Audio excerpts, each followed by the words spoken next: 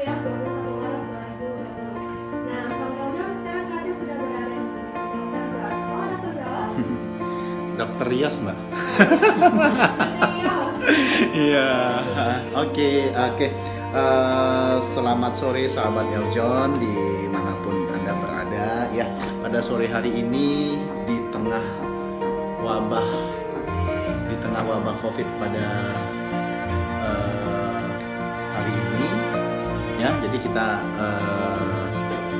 ngebahas agak yang lain daripada yang lain dulu nih. Kalau kemarin kan kita sudah banyak tentang COVID kita udah bawakan sekitar dari 3 minggu yang lalu ya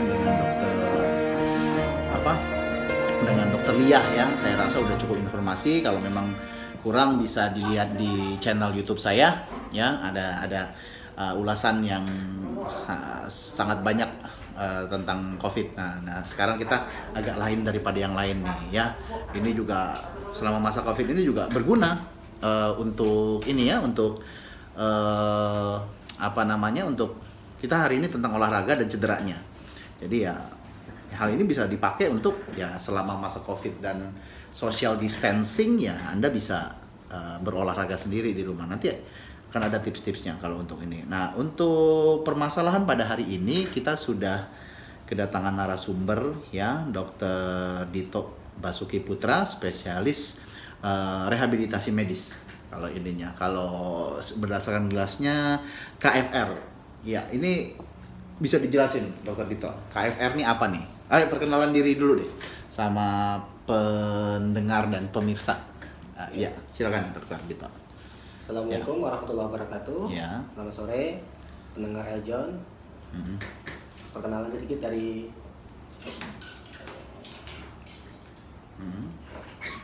perkenalan sedikit dari saya. Iya. Nama saya Dr. Dito Basuki Putra, SPKFR. KFR sendiri itu kepanjangannya Kedokteran Fisik dan Rehabilitasi. Kalau dulu namanya SPRM, Spesialis Rehabilitasi Medik, tapi sejak tahun 2010 itu berubah nama menjadi SPKFR, Spesialis Kedokteran Fisik dan Rehabilitasi. Iya. Oke, Dokter Dito, hari ini kita akan membahas tentang penanganan dan rehabilitasi cedera yang sering terjadi pada olahraga sendiri. Sudah seperti yang kita ketahui ya, sekarang ini udah jadi lifestyle nih olahraga ya. Dari mulai maraton gitu ya, yang badannya segede-gede saya aja banyak yang ikut maraton gitu ya. Yang usia sudah 40 tahunan malah ikut sekarang triathlon namanya ya. Triathlon apa segala macam. Dia udah jadi lifestyle sekarang. Sepeda lah segala macam, sehingga ya banyak sekali ya sebenarnya ada beberapa yang sudah tidak dianjurkan lagi pada usia-usianya gitu loh. Cuman ya memang karena hobi, karena ini ya masih jadi kadang-kala juga bukan kadang-kala, seringnya malah terjadi cedera. Tapi ini bukan halangan untuk mereka mengulang lagi kayak gitu loh. Gitu. Nah, ini kalau mau kita golongkan sendiri, ada beberapa cedera sih yang sering terjadi nih pada sport seperti ini. Silakan, Dok. Ya, kalau kita berbicara tentang cedera olahraga, tentunya itu cakupannya luas sekali, Dok.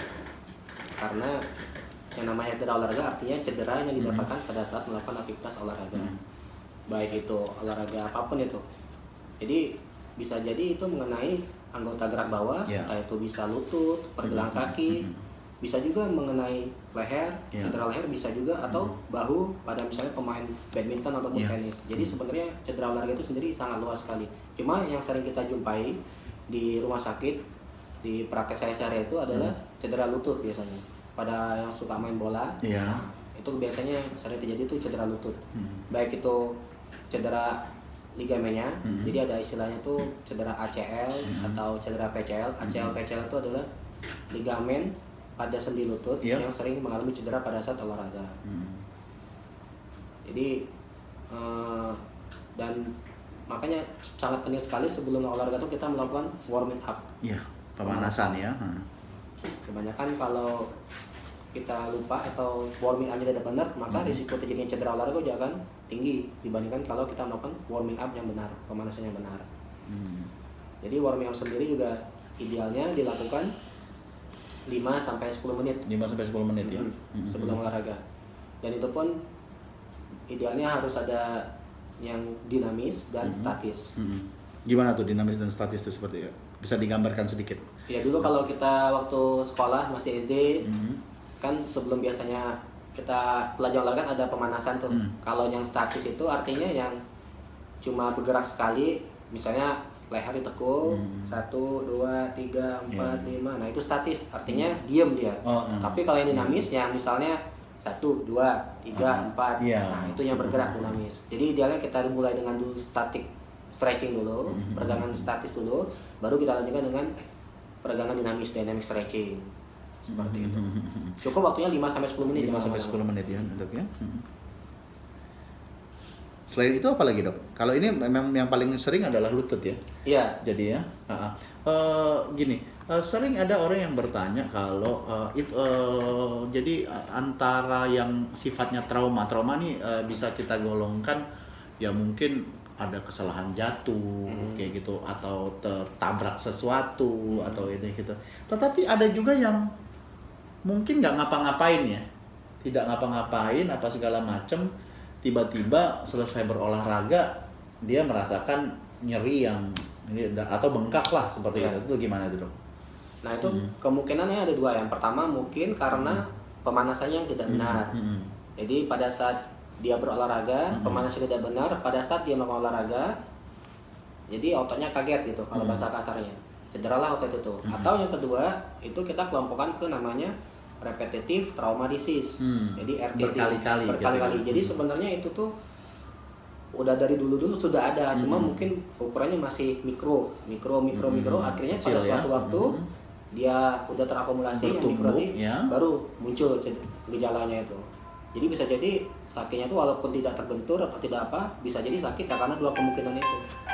Pemanasan yang kurang benar atau dari sebenarnya sudah ada trauma mikro dulu itu, repetitive trauma disease namanya. Makanya pada saat melakukan dia muncul gejalanya. Seperti itu ya. Nah, jadi akumulasi dari trauma-trauma kecil-kecil dulu itu. Kita kembali lagi pada pemanasan tadi, Dok. Kalau diketahui kalau pada bawah pemanasan itu sendiri kan lebih baik kita yang mengikuti yang bersifat general ya, istilahnya ada kan yang dari kepala sampai kaki itu harus digerakkan semua, harus dilakukan gerakan dinamis dan statis dan dinamis gitu loh. Tapi ada juga yang memang misalnya dia adalah pemain sepak bola, dia harus mungkin dia harus struktur kaki tuh yang harus ini. Apakah memang yang baik tuh kayak gimana? Apakah memang secara keseluruhan atau memang secara setempat aja? Kalau yang baik sebenarnya tergantung aktivitas olahraga yang akan kita lakukan. Oh, seperti itu ya. Jadi kalau misalnya kita mau main bola, otomatis yang kita fokuskan adalah otot-otot besar pada ekstremitas bawah. Jadi kira-kira gerakan-gerakan apa aja yang pada saat kita lakukan pada saat main sepak bola itu misalnya lari, running, atau ada juga jumpingnya, atau headingnya gitu. Nah, berarti kan yang harus dilatih sebenarnya yang terkait anggota-anggota gerak yang akan melakukan gerakan-gerakan tersebut. Misalnya pada saat running kan kita kan butuh otot-otot kaki nih, quadriceps sama hamstringnya. Jadi sebelum mulai main bola juga kita lebih fokus ke situ. Kalau misalnya juga karena ada gerakan heading, nyundul, nah otomatis otot-otot lehernya juga mesti kita pemanasan juga awalnya, stretching juga. Jadi pada saat kita melakukan heading itu nggak kaget otot-ototnya karena sebelumnya sudah kita stretching. Jadi idealnya adalah tergantung aktivitas olahraga apa yang mau kita lakukan, kita latih, kita pemanasan otot-otot besarnya itu. Kemudian setelah kita pemanasan otot besar itu, maka kita juga semacam mensimulasikan kira-kira gerakan-gerakan yang akan dilakukan selama pada saat olahraga. Misalnya kita akan menendang, maka di pemanasan juga harus kita praktekkan tuh gerakan menendangnya, tapi yang slow aja, sekedar untuk mengingatkan untuk mengajarkan gerakan-gerakan mungkin yang akan kita lakukan pada saat berolahraga tersebut. Jadi tergantung olahraga yang akan dilakukan, nggak general.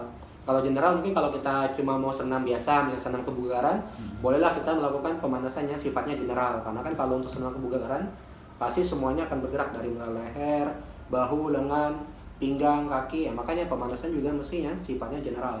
Seperti itu Iya. ya. Nah, sekarang ini juga lagi tren nih, Dok. Jadi untuk menopang suatu olahraga, jadi banyak sekali yang ikut-ikutan atlet nih.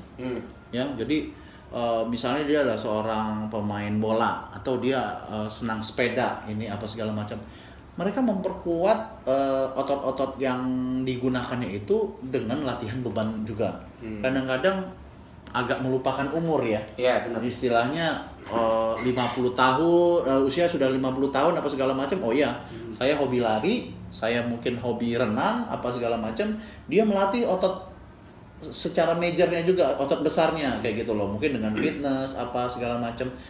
Nah, ini gimana? Dianjurkan tidak? Ini dalam arti kata ini hanya sekedar hobi ya, Iya. bukannya ini ya, apa bukan yang ini ya. Nah, atau juga banyak yang malah untuk memupuk anaknya jadi atlet sudah dari kecil sudah di latihan dengan beban. Nah, ini seperti apa nih? Ya, ini juga ada beberapa kali kita coba ini apa segala macam. Memang ya di situ sih dikatakan ya memang kalau memang otot besarnya udah terlatih ya bukan hanya menopang itu juga, tetapi juga memang bisa menghindari cedera karena ototnya juga lebih kuat. Bagaimana, Dok? Ya makanya olahraga itu kan sebenarnya kita mesti tahu dulu tujuan kita olahraga untuk apa. Ada olahraga tuh hanya untuk play aja sifatnya. Ada yang untuk hobi ya, kompetitif. Ada yang benar-benar untuk dia mau menjaga kebugaran kardiorespirasinya. Dan tentunya latihan yang mau kita rencanakan plannya juga akan beda-beda. Kalau misalnya dia olahraga hanya untuk menjaga kebugaran kardiorespirasinya, tentunya yang kita pilih itu bukan latihan beban. Jadi latihan kan sebenarnya ada latihan aerobik, ada latihan weightlifting, latihan beban, ada latihan anaerobik juga. Kalau tujuannya untuk kebugaran kardiorespirasi, kita pilihnya latihan aerobik. Seperti apa latihan aerobik itu ya? Misalnya lari, maraton ya, bukan sprint ya. Kalau sprint jarak pendek itu kita kategorikan ke latihan anaerobik gitu. Sementara kalau lari berapa kilo lebih dari sprint atau maraton itu aerobik. Boleh dia kalau mau melatih kebugaran kardiorespirasinya, atau dengan cycling, sepeda statis, ergo cycle yang seperti tempat fitness. Nah, itu juga termasuk salah satu latihan aerobik untuk kebugaran kardiorespirasi bisa, atau bisa juga dengan berenang. Jadi aktivitas-aktivitas itu yang saya sebutkan tadi itu bisa melatih untuk kebugaran kardiorespirasinya. Sedangkan kalau dia tujuannya untuk kompetitif, kembali lagi dia kira-kira kalau dia misalnya masih anak-anak, dia mau fokusnya jadi atlet apa dulu. Atau kalau memang dia seorang atlet, biasanya kalau atlet kan dia sudah punya persiapan latihan yang benar-benar untuk apa. Katakanlah misalnya dia atlet sprinter, pasti latihannya akan lebih fokus ke otot-otot kakinya. Tapi kalau misalnya dia fokus pemain badminton, otomatis dia pasti lebih ke gelang bahunya atau pergelangan tangannya itu, atau agility-nya. Jadi beda-beda. Jadi mesti kita tentukan dulu sebenarnya tujuan kalian olahraga tuh untuk apa. Apakah sekedar untuk play? Kalau play sih saya rasa ya bebas-bebas aja sih. Atau ada juga orang olahraga tujuannya untuk nurunin berat badan. Nah, itu kan beda lagi. Beda lagi kalau berat badan, tentunya kalau kita kasih latihan beban ya nggak cocok. Mesti latihan yang aerobik. Jadi tergantung, kembali lagi ke tujuan dia berolahraga itu apa. Kalau WHO sendiri sih sebenarnya menganjurkan olahraga itu ya harus dilakukan oleh semua orang, bukan cuma yang, jadi nggak, walaupun dia nggak punya hobi, nggak punya apa, WHO memberikan rekomendasi untuk olahraga satu pekannya itu idealnya 5 hari. Jadi satu pekan 5 kali, sekali olahraga tuh minimal 30-45 menit. Itu olahraganya seperti apa ya? Jalan pagi aja, cukup jogging, jalan kecil pagi-pagi 30 menit itu juga udah dikategorikan sebagai olahraga, aktivitas fisik gitu. Nggak perlu yang olahraga yang berat, nggak. Dan juga harus disesuaikan dengan umur. Kalau usianya udah lansia, ya jelas nggak bisa kita samakan dengan usia yang masih dewasa olahraganya. Oke. Seperti itu. Seperti itu ya. Ini saya ada membaca salah satu artikel ini tentang kram. Ya. Ya, kram ototnya. Di sini juga dimasukkan dalam cedera nih kalau di sini. Kalau dulu, kalau sepaham kita aja gitu, kalau untuk menghindari kram ini cukup dengan pemanasan. Dulu kan istilahnya kalau kita kram itu kurang pemanasan gitu ya. Cuman juga ada beberapa kram yang menyebabkan cedera lama lah ya. Nah, ini kayak gimana nih, Dok? Kita kita sering menganggap enteng nih kram doang ini. Iya. Kalau kram itu, nah itu kembali lagi kita mesti nilai dulu keramnya seperti apa. Kalau dia keramnya hanya karena penumpukan asam laktat, karena biasanya setelah kita berolahraga itu, maka akan terakumulasi asam laktat biasanya memang di otot-otot gastrosoleus itu, dan akan terjadi kram di situ biasanya. Tapi kalau dia kramnya karena sprain ataupun strain, nah itu jelas butuh penanganan yang lebih serius. Makanya kalau dia kramnya karena katakanlah cedera otot, strain ataupun sprain, itu kalau misalnya tidak ditangani dengan benar, maka dia akan berlarut menjadi kronis gitu. Kalau misalnya penanganannya tidak benar. Makanya kalau kramnya seperti apa dulu kita tentu, kalau dia hanya karena penumpukan asam laktat biasanya redah sehari 2 hari hilang sendiri dia. Tapi kalau dia karena sprain atau strain, nah itu membutuhkan penanganan lebih lanjut. Seperti itu ya. Baik, sahabat Aljon, kita jeda terlebih dahulu ya setelah lagu berikut ini, dan nanti kita akan kembali lagi bersama program Dr. Zos Healthy for Happy Life dengan tema penanganan dan rehabilitasi cedera olahraga.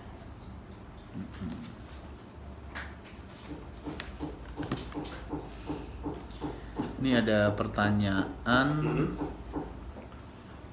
kalau LBP latihan yang tepat seperti apa? Low back pain ya, apakah dengan fisioterapi LBP bisa pulih sepenuhnya? Mau dijawab nanti aja ya, pas ini. Ini berapa lagu Mbak? Satu iklan. Oke, sebelum kita masuk ke pembahasan kita lagi, saya ada sedikit himbauan nih untuk masyarakat ya. Ini juga titipan nih dari teman-teman dokter sebangka nih sebenarnya ya, untuk ya social distancing. Jujur aja untuk di Bangka ini memang belum ada kasus, masih nol ya, masih nol. Cuman kita memang agak sedikit khawatir dikarenakan ada event-event besar ya belakangan yang ini, salah satunya adalah Cengbeng ya, di mana dalam Cengbeng ini juga berduyun-duyun biasanya, jadi sampai pesawat pun nambah biasanya ya. Nah ini juga alhamdulillah dari pemerintah sendiri sudah mengeluarkan maklumat supaya memang dilakukan Cengbeng itu di rumah. Ya alhamdulillah lah, walaupun dalam beberapa waktu sebelum ini ada peringatan seperti di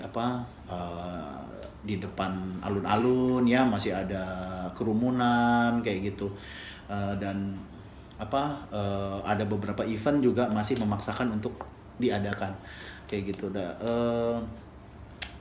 Tapi ini hal-hal yang bisa dicegah gitu. Tapi kalau kita melihat dengan pada saat ini itu dari masyarakatnya sendiri pun sekarang ini kurang ya untuk memperhatikan betapa pentingnya social distancing ini sendiri dan betapa menyeramkannya COVID-19 ini ya. Jadi saya bukan bermaksud untuk istilahnya menakut-nakuti ini, dikarenakan saya sendiri sebagai dokter Dito juga di sini dokter, titik ngerinya adalah kami sendiri sebenarnya informasinya belum jelas ini, sampai tiap hari ada berita baru dok ya. Yeah. Tiap hari itu ada penemuan baru. Tadinya katanya tidak bisa bertahan lama di udara, katanya sekarang 3 jam. Iya. Iya, katanya yang kemarin katanya kalau sudah sembuh nggak akan terserang lagi. Sekarang ada yang terserang lagi. Iya, benar. Iya, kemarin kalau daya tahan tubuh kuat aman. Sekarang jumlah kematian sudah berapa? Udah mencapai 30 ya? Iya. 20-an apa 30 seperti itu. Informasi terakhir saya kurang, cuman udah mencapai 20-an kan. Nah, jadi betapa pentingnya social distancing itu sekarang ya. Jadi intinya social distancing itu sendiri adalah sekarang pikirkan diri Anda sendiri, keluarga Anda, sama orang terdekat Anda aja dulu ya, sebelum memikirkan orang lain. Jadi Anda cukup disuruh di rumah ya, di rumah ya, di rumah, jangan kemana-mana ya. Kami pun ya pergi ke sini karena ada tanggung jawab, yaitu ya yang seperti ini istilahnya edukasi masyarakat ini apa segala macam itu kami sampai memang harus seperti itu. Dan kebetulan kami berdua petugas kesehatan juga ya masih ada kewajiban untuk melayani masyarakat. Kemarin saya melihat kafe-kafe juga masih buka sampai tengah malam ya. Iya, kayak gitu ya. Dan saya masih melihat anak-anak itu jangankan pakai masker gitu ya, pakai helm aja enggak. Jadi ya tolonglah kami sekarang lagi ngurusin orang-orang sakit yang ke COVID kayak gitu loh ya. Soal COVID-nya jangan ditambah-tambahin dengan nanti yang pecah kepalanya gitu loh. Coba Anda sadar sedikit apa segala macam. Coba berdiam diri di rumah. Nanti kalau soal olahraga akan kami terangkan bagaimana nanti harus bisa diiniin ya dari situnya sendiri. Oke, mungkin Dokter Dito ada tambahan, Dokter Dito. Ya, silakan. Ya, mengenai merebaknya wabah COVID-19 ini, sebenarnya memang yang paling penting itu adalah social distancing ya. Jadi menjaga jarak dengan orang lain demi keamanan kita sendiri gitu.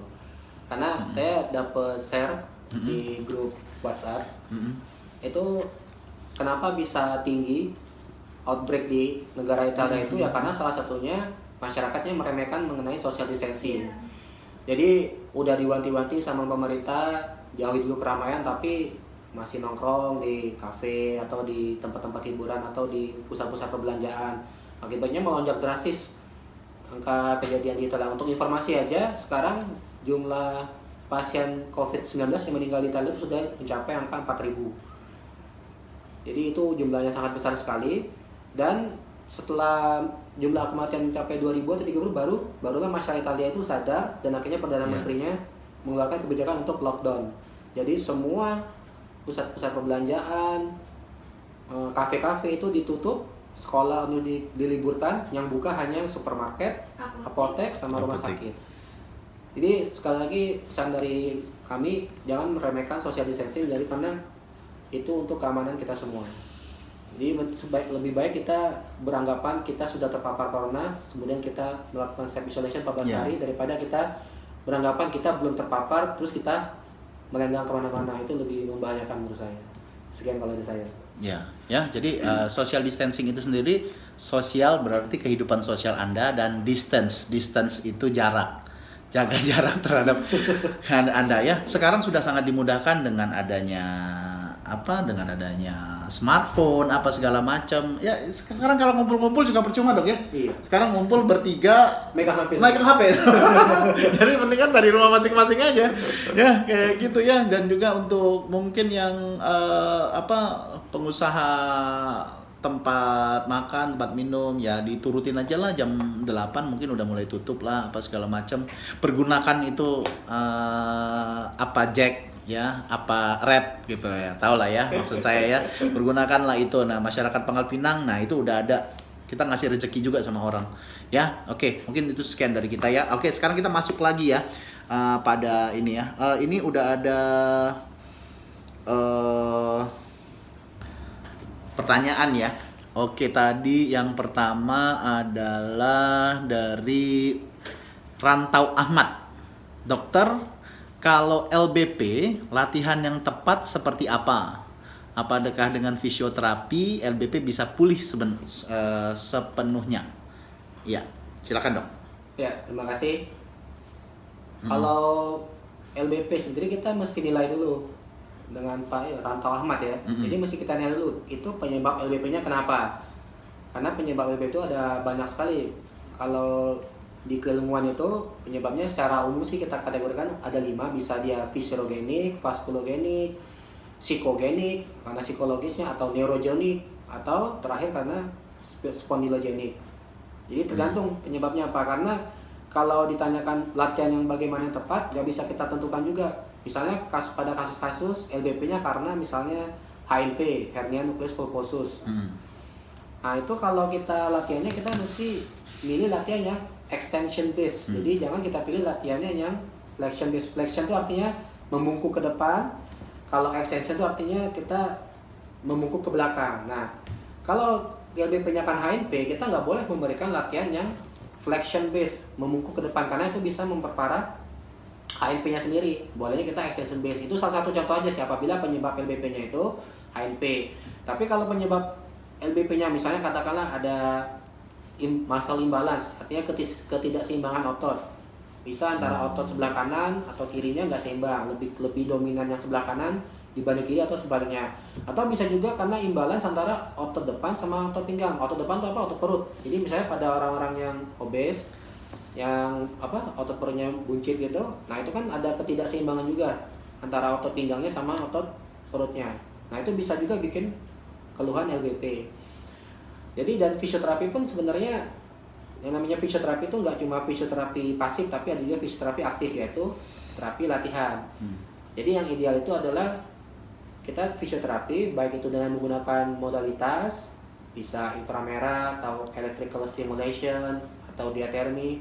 Tapi yang paling penting juga kita melakukan terapi latihan, therapeutic exercise. Therapeutic exercise sendiri itu mesti kita tentukan dulu LBP-nya jenis apa. Jadi kita bisa memberikan terapi latihan yang tepat untuk pasien tersebut.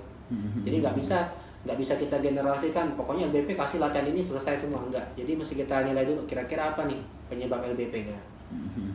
Nah kalau orang kena LBP itu sendiri pada saat terkena tuh, dok, disarankan nggak olahraganya yang seperti apa dulu? Apakah memang dia harus rest sama sekali, nggak usah melakukan aktivitas dulu? Oh kalau berarti ini kita posisinya akut ya, dok.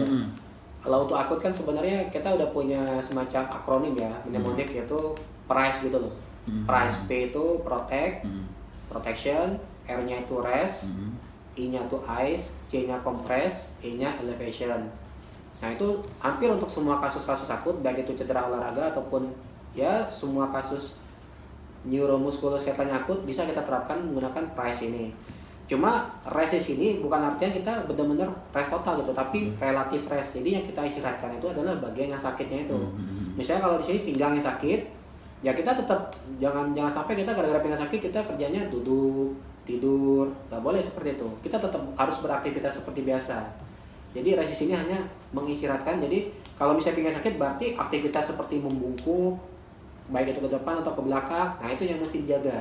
Mesti kita batasi pergerakannya. Tapi untuk tangan, kaki, leher ya biasa, boleh. Jadi rest di sini bukan artinya istirahat di tempat tidur atau di kursi, santai aja, tapi relatif rest aja. Jadi yang kita istirahat itu bagian yang nyerinya itu. Seperti itu. Oke, ini ada pertanyaan lagi nih dari Instagram ya, dok ya. Ya. Ini dari Peter Gozali. Ini kayaknya saya tahu ini namanya. Peter Gozali ini ya, ini pemain basket nih kayaknya, dok. Kalau lihat fotonya di sini ya, ini pemain basket tinggi juga nih kayaknya. Itu saya kemarin kena cedera lutut. Ada obat nggak yang bisa bantu untuk pemulihan? Nah, cedera ototnya ini sobek di SCL, dok. Nah, monggo dok. Nah ini, justru kalau kita mengalami cedera lutut, cedera olahraga seperti ini, sebenarnya justru obat itu bukan pilihan utama. Yang pilihan utamanya adalah ya terapi latihan tadi itu. Kita masih latihan fisik. Karena percuma kalau kita kasih obat sebagus apapun, semanjur apapun, katakanlah obat misalnya anti nyeri yang paten atau suplemen yang paten, itu nggak akan ada khasiatnya. Ya, jadi ini cuma sementara apabila kita tidak melakukan terapi latihan itu. Ya, karena yang penting itu latihannya itu. Kita harus menguatkan otot-ototnya itu. Apalagi kalau untuk lutut sendiri banyak sekali ototnya harus kita latih. Jadi di quadriceps kan kita terbagi menjadi dua, ada vastus medialis oblique, kemudian vastus medialis lateralis. Nah itu yang harus kita latih satu persatu. Ada juga otot hamstring yang harus kita latih. Karena kalau otot paha depan, paha belakangnya kuat, maka itu akan membantu stabilitas dari lututnya itu sendiri. Dan kita juga kalau tadi kan SCL mungkin keliru sih. Ini paling banyak nih ya. Iya. Karena setahu saya kalau ligamen lutut kan ada 4, dok. ACL, PCL, MCL atau LCL. Jadi antero cruciate ligament, posterior cruciate ligament, lateral collateral ligament sama medial collateral ligament. Nah, kalau SCL mungkin maksudnya antara ACL atau PCL gitu.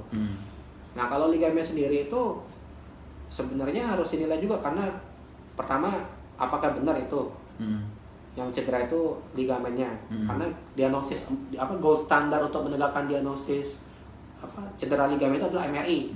Harus di MRI, karena dengan MRI kita tahu apakah ada ruptur atau tidak. Kalaupun ada ruptur, apakah dia parsial atau komplit. penanganannya pun akan berbeda. Tapi kebanyakan kalau dia cederanya ligamen, entah itu ACL atau PCL, biasanya yang lebih paling bagus itu adalah operasi dengan melakukan artroskopi, baik itu untuk parsial ataupun yang komplit, ruptur komplit. Karena kalau nggak dioperasi, ligamen itu adalah jaringan yang sangat sulit sembuh karena di sana vaskularisasinya sangat sedikit ya, benar, sedikit sekali. Jadi begitu cedera, baik itu dia parsial aja, itu pemulihan akan sangat lama sekali. Bahkan yang memberi darah ya, yang memberi darah itu karena kan untuk pemulihan jaringan kan dibutuhkan nutrisi kan dibawa oleh pembuluh darah. Sementara di ligamen itu sangat, malah bisa dibilang dia relatif avaskularisasi, jadi sangat sedikit sekali pembuluh darahnya. Makanya harus dilakukan tindakan operasi. Kalau tidak dioperasi, ya sembuh bisa, nyerinya hilang bisa dalam seiring berjalan waktu. Tapi dia untuk melakukan aktivitas olahraga kembali, kemungkinan tidak akan bisa dia. Karena salah satu fungsi ligamen itu adalah untuk stabilisasi sendi. Kalau ligamennya tidak dibenerin, nyerinya oke hilang, tapi stabilisasi sendinya akan tidak ada. Apalagi olahraga basket yang banyak gerakan start, stop, and sama pivotnya itu kan butuh manuver lututnya mantep. Manuver ya. Kalau nggak ada, kalau lututnya nggak mantep, otomatis itu nggak bisa dilakukan. Kalau dia nekat melakukan, kemungkinan akan cedera lagi ya. Makanya kalau untuk kasus-kasus cedera ligamen, memang idealnya dioperasi kalau memang dia mau kembali ke kompetitif. Tapi kalau dia cuma mau ya play aja, ya boleh lah, nggak operasi nggak masalah. Tapi kalau dia mau kembali ke level yang kompetitif, itu harus dioperasi. Nah, itu kalau tanya tadi kan obat kan, kalau dari saya sih nggak ada obat sebenarnya. Ya obat paling hanya untuk mengurangi rasa sakit ya. Iya, mengurangi sakit, gitu selesai. Dia nggak akan itu. Nah, kan ini nggak akan memperbaiki tentunya. Iya benar juga kalau ininya. Nah itu kalau untuk pemakaian supporter, no? Pemakaian apa? Supporter, istilahnya kan pemakaian ada. Di support. Ya. Di apa? Kalau orang nih deker. Iya, deker benar. Di support. Ya itu kalau memang ada cedera ligamen, memang dianjurkan untuk dipakai itu. Karena itu tadi ligamen kan kalau di lutut ada 4 kan yang kita itu kan, ACL, PCL, ECL sama MCL. ACL itu fungsinya untuk menjaga agar sendi lutut itu tidak bertranslasi, maksudnya tidak bergeser ke depan ke belakang. Itu fungsi dari ACL. Kalau PCL dia untuk menjaga agar sendi lutut tidak bertranslasi, bergeser ke samping kanan, samping kiri. Satu aja yang ruptur, otomatis ini nggak mantep ini lutut nih, akan bertranslasi, bergeser. Nah di situ peran kita kasih, di situ fungsi kita kasih knee support itu tadi, atau knee brace gitu. Nah itu bisa kita kasih untuk itu. Jadi untuk pada saat berjalan itu bisa untuk membantu stabilisasi sendi lututnya gitu. Seperti itu ya. Nah ini ada pertanyaan juga yang tentang lutut nih dok. Nah jadi dia berolahraga ya, terus tuh ada mengalami cedera pada lututnya dan tidak terasa sakit. Tetapi beberapa bulan kemudian terjadi pembengkakan. Jadi pembengkakan, rasa sakitnya hilang, tapi sampai sekarang bengkaknya tidak hilang. Nah itu seperti apa itu? Jadi mungkin di sini sih ada apa? Ada perbedaan bentuk dari kiri dan kanan kayak gitu loh. Nah itu seperti apa tuh dok? Kalau bengkaknya seperti itu udah hilang, berarti kan dia persisten ya bengkaknya itu. Itu kemungkinan pasti ada penumpukan cairan di situ. Gitu ya dok. Iya. Jadi berarti, apa yang harus dilakukan gitu dok? Yang harus dilakukan sebaiknya konsultasi dengan dokter ortopedi. Ya. Biar bisa disedot cairannya itu. Ya mungkin di ronsen dulu lah ya. Iya, di ronsen boleh. Nah, tapi kalau misalnya ceritanya seperti bengkaknya persisten, berarti kemungkinan sudah penumpukan cairan di situ. Berarti sebenarnya di dalam situ ada proses radang, nggak selesai proses. Iya, belum selesai ya. Salah satu bentuk proses radang kan adalah terbentuknya eksudat kan. Nah, eksudatnya numpuk, akhirnya penuh. Di lutut ada namanya kapsul sendi kan. Nah, numpuk di situ dia cairannya, bikin gejala klinisnya seperti bengkak. Nggak sakit memang kebanyakan karena sebenarnya fase inflamasi udah lewat, udah lama kan dia bilang kan. Nyeri itu biasanya dirasakan pada fase-fase awal aja, tapi kalau udah akhir, udah lewat fase akutnya, nyerinya biasanya nggak akan terasa lagi. Tinggal kalau memang dia pemulihannya nggak sempurna, ya ini salah satu komplikasinya seperti ini, bengkak seperti itu ya dok ya. Nah terus gini, memang yang terutama pada lutut ini banyak sekali, terutama yang pada usia-usia kayak gitu ya. Kalau ini ya sebenarnya juga pada saya juga pada saat mau melakukan olahraga itu diwanti-wanti soal lutut. Karena pada usia di atas 35 tahun yang dianjurkan hanya jalan waktu itu. Untuk olahraga itu hanya jalan. Jadi sebaiknya, apalagi dengan berat badan seperti saya ya. Jadi nah, lutut ini sering kali menjadi problema itu apa segala macam, sehingga orang sudah takut untuk ini ya, untuk mengobati, sehingga takut operasi apa segala macam.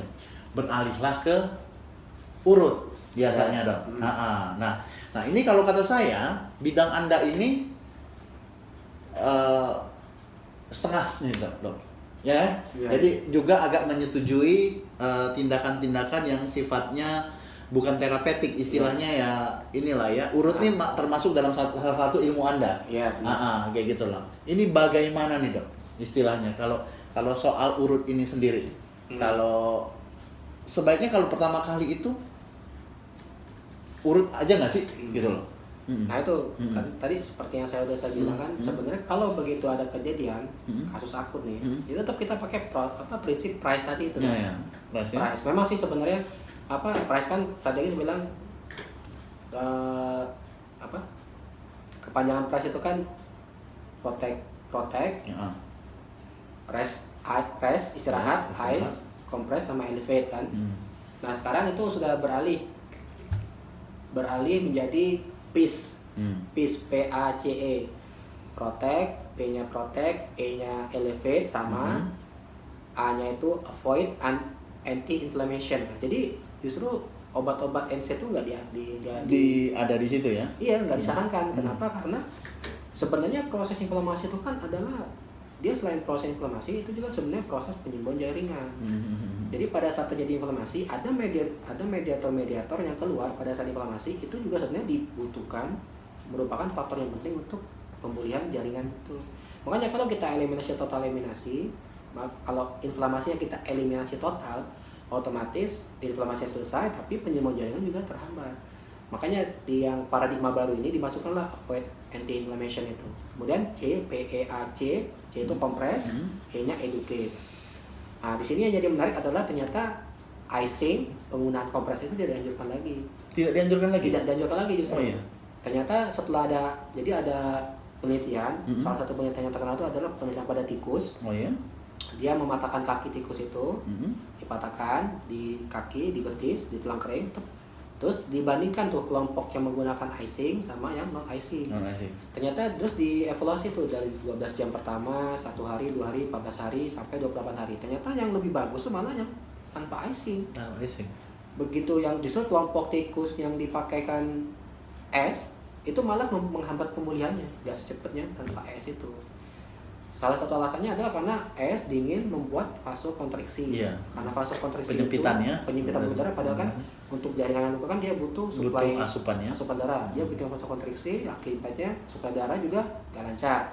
Terus mediator untuk yang waktu proses penyembuhan juga nggak keluar. Nah itu sebenarnya. Makanya di paradigmanya baru ini es tidak dianjurkan lagi, nggak dipakai lagi. Seperti itu ya. Cuma memang kalau untuk sesaat, misalnya kan kalau kita sering lihat di TV orang main bola kan sakit terus datang timnya pakai bawa kloretil semprot ya itu boleh-boleh aja karena kan si orang itu kan mau main lagi. Itu efeknya boleh lah untuk sementara. Kloretil kan sakitnya jadinya ya sebagai analgesia dia ya. Itu. Analgesiknya. Nah, jadi sebenarnya untuk paradigma baru ini nggak dianjurkan es. Terkait pertanyaan tadi apakah diurut? Ya jelas enggak, karena tidak memenuhi konsep dari baik itu price ataupun peace. Kan yang pertama kan protect gitu. Protect tuh maksudnya jangan diurut-urut, karena itu bisa menambah parah cedera yang udah ada atau bahkan menimbulkan cedera baru di jaringan-jaringan lainnya. Kalau di keilmuan kami, kita bilangnya bukan urus sih, tapi kita bikinnya manual terapi gitu. Manual terapi itu artinya kita terapi tapi menggunakan tangan kita sendiri. Nah itu memang ada teknik-teknik yang diajarkan. Bukan kalau urut kan kita kan nggak tahu kan. Maksudnya mereka biasanya didapat sama orang tuanya. Kalau ada yang miring diluruskan begitu aja ya. Kayaknya lempeng aja. Ya kalau kami memang ada ilmunya untuk manual terapi itu. Mana yang harus di itu, mana yang harus ini, memang ada ilmunya itu seperti. Tapi tetap kalau pas kami juga nggak memberikan manual terapi. Biasanya itu kalau sudah pas aku selesai baru kita berani ngasih manual terapi itu. Tapi memang tidak pada saat pertama ya. Pada saat pertama cedera itu ini apa segala macam ya seperti Kemarin saya sempat ada mengikuti suatu ini di Jogja itu, ya yang tersedia di situ, yang berjaga di situ adalah seorang fisioterapis gitu loh. Nah di situ ya memang untuk pelemasan kayaknya dia ada yang kram segala macam, ada yang sprain gitu, dan dia melakukan masase. Tapi sewaktu memang ada yang cedera dia diem aja, jadi dia langsung bawa ke rumah sakit untuk dilakukan ronsen dan segala macam. Memang seperti itu ya kalau ininya sendiri ya. Oke. Lalu ini masih ada satu pertanyaan lagi. Nah ini sepertinya pada sendi-sendi kecil ini ya, ini pada jari nih dok. Pada jari ya, ya saya juga sering sih ini istilahnya dia mungkin kepentok bola atau segala macam, sehingga jadi bengkok segala macam. Nah ini udah 3 bulan rasa sakitnya masih ada, walaupun bentuknya sudah kembali seperti semula. Ini gimana nih dok? Ya kalau yang seperti itu, kalau jari, kalau memang sendi-sendi kecil ya, semula sendi kecil kan, kalau memang tidak ada gangguan di lingkup gerak sendinya, otomatis sendinya aman ya, nggak ada dislokasi ataupun nggak ada fraktur. Tapi kalau masih sakit sampai sekarang, berarti yang bermasalah tuh di tendonnya. Tendon, karena kan kalau jari kan ada tendonnya dia, yang menggerakkan. Jadi 3 ruas jari ini kan 1, 2, serabut otot ya. 1, 2. Sebenarnya dia ada katrol semacam di sini. Nah ini yang menggerakkan bisa seperti itu. Kalau dia masih nyeri, otomatis kemungkinan di tendonnya yang bermasalah. Sementara tendon tuh memang dia pemulihannya juga lama karena dia tendonnya mirip-mirip ligamen. Memang dia pembudarannya lebih banyak daripada ligamen, tapi sebenarnya dia nggak begitu banyak juga pembudarannya. Jadi kalau cedera, kalau secara keilmuan itu fase penyembuhan itu 8 sampai 12 minggu yang dibutuhkan tendon untuk pulih itu. Jadi 2 sampai 3 bulan. Jadi kalau tadi dia bilang 3 bulan masa sakit, ya wajar karena memang fase pemulihan tendon itu 8 sampai 12 minggu. Gitu ya. Iya. Yang penting jangan digerakin boleh nggak masalah, tapi jangan pakai angkat-angkat berat dulu. Aktivitas misalnya mungkin yang berat-berat, misalnya angkat air, angkat galon gitu ya. Atau olahraga dia untuk badminton tenis itu juga jangan dulu. Jangan dulu ya. Agak susah juga tuh kalau orang biasa olahraga disuruh diem aja nih dok. Benar. Sudah ada pertanyaan mbak? Ya ini ada satu dari remaja ya, sepertinya Alda dari Pangkal Pinang.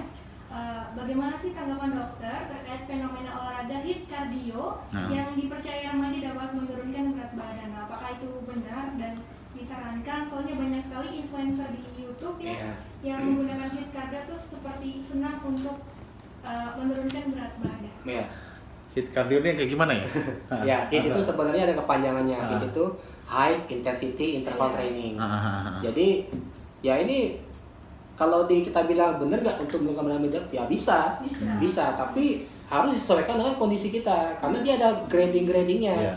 Jangan sampai misalnya dia belum pernah olahraga, terus mau melakukan cardio tapi udah yang pakai intensitas tinggi, ya gempor dia. Iya, karena sebenarnya kasus ini kan terkapasi lagi karena kasus Ashraf kemarin itu HIIT cardio itu ya? Iya, dia ceritanya.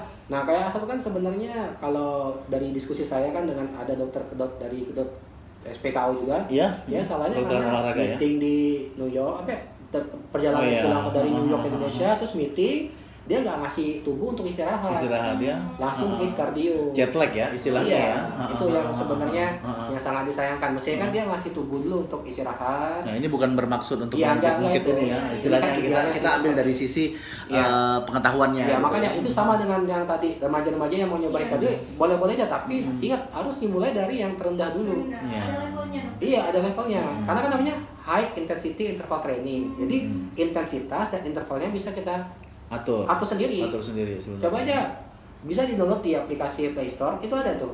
Iya, ada. Di situ kan bisa di-set tuh berapa detiknya. Nah, itu pakai yang mungkin intensitasnya yang rendah dulu, waktunya yang sebentar dulu. Atau menyesuaikan dengan kemampuan tubuh. Iya, jelas menyesuaikan, karena itu sifatnya personal, nggak bisa.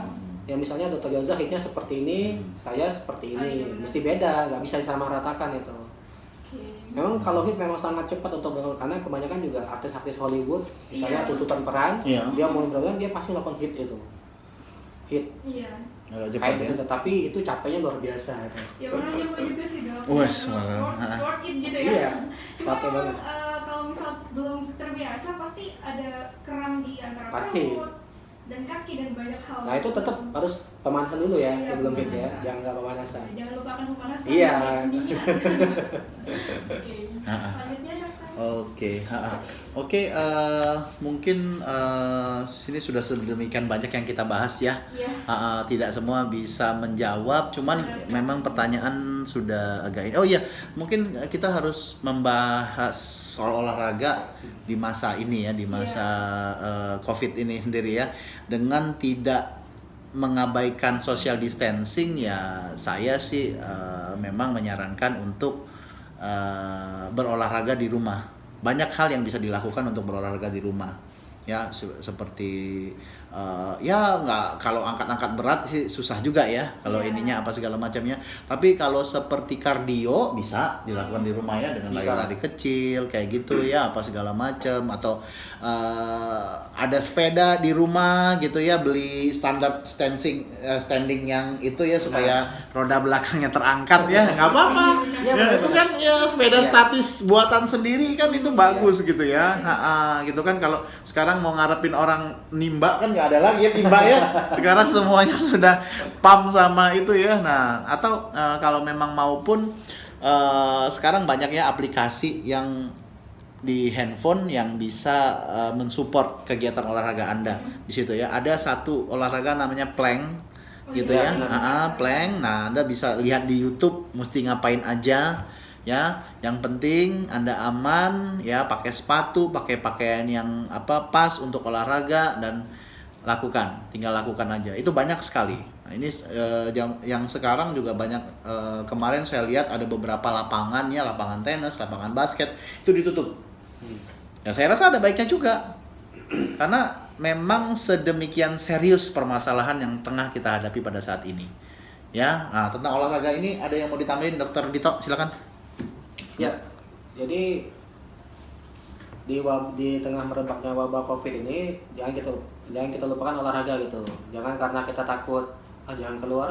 Ya. Biasanya orang-orang kan olahraga kan senangnya kumpul-kumpul, Ya. wes rame-rame dengan komunitas, Ya. atau jogging, lari di misalnya di alun-alun kan Ya. rame-rame kan enak kan. Saya masih lihat tuh rame-rame naik sepedaan kemarin. Iya, terus. Ya, jadi jangan sampai gara-gara nggak bisa itu kita malah malas olahraga. Iya. Karena olahraga seperti kata Dr. Yos tadi juga di rumah juga bisa dilakukan. Ya, bisa kalau mau download video dari YouTube, putar di TV, kan banyak tuh pilihan-pilihan olahraga yang ada di YouTube, mau SKJ atau mau yoga atau mau tai chi, Iya. banyak kan? Itu bisa dilakukan semua. Iya. Atau dengan menggunakan sepeda statis kreatif yang buatan sendiri juga bisa, nggak masalah. Karena dan usahakan ikutin rekomendasi dari WHO yang terutama untuk yang tidak pernah berolahraga. Ya, jadi WHO sekali lagi saya mengingatkan, WHO menganjurkan untuk berolahraga 5 kali seminggu. Ya. Sekali olahraga 30 sampai 45 menit. 30. Itu yang ideal Iya. ya. Ya 30 menit ya, 30 menit itu Sehari. adalah ya ini ya, memang kapasitas tubuh untuk mulai membakar lemak. Iya, Kayak benar. gitu ya. 30 menit. Apapun, walaupun hanya berjalan saja, kalau Anda lakukan selama 30 menit itu akan mulai membuat metabolisme tubuh Anda bekerja, dan sehingga mempengaruhi jantung dan organ-organ yang lainnya. 30 menit saja. Jadi kalau kurang dari itu agak percuma sih, seperti menurut saya ya, kalau kurang dari situ. Oke, mungkin untuk sore hari ini kita cukupkan sampai di sini. Oh iya, saya hari Senin saya akan adakan talk show tambahan ya, mengingat COVID ini yang sesuai dengan bidang medis saya, yaitu kehamilan ya, tentang kehamilan dan COVID-19. Ini maksud saya berguna juga buat masyarakat luas kan, daripada jauh-jauh ke praktek dokter. Sekarang juga masing-masing dari kita sudah mulai membatasi loh pasien. Iya, Ya, daripada datang ke rumah sakit tidak ada apa-apa, lagi pengen nih periksa apakah COVID-19 apa enggak ini, jangan gitu ya. Mendingan di rumah aja ini. Nah, nanti untuk mengenai kehamilan silakan dengarkan. Saya juga akan membuka lebih interaktif, ada WA-nya, ada bisa telepon juga. Ya, jadi silakan ditanyakan. Oke. Hari Senin jam 11 ya, hari Senin jam 11 saya ditemenin sama dokter Claresta ya, nih yang main di Martabak Bangka. Cantik dokternya. Ya. Oke, demikian sampai di sini saya dan Dokter Dito undur diri. Assalamualaikum warahmatullahi wabarakatuh. Saya kembalikan kepada Mbak Karcas. Oke, Iya. terima kasih dokter yang sudah ya sepertinya pembicaraan kita